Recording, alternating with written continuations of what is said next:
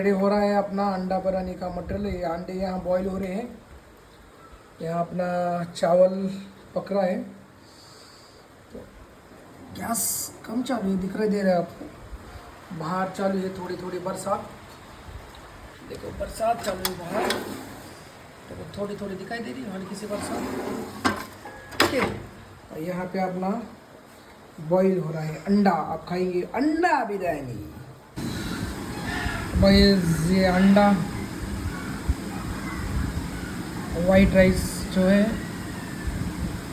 ये खाने की ज़्यादातर आप कोशिश करो, क्योंकि इसमें बहुत सारा हेल्थ और प्रोटीन रहता है। जीरो ऑयल, दूसरा कुछ भी नहीं। सलाद खाएंगे आप सिर्फ इसके साथ।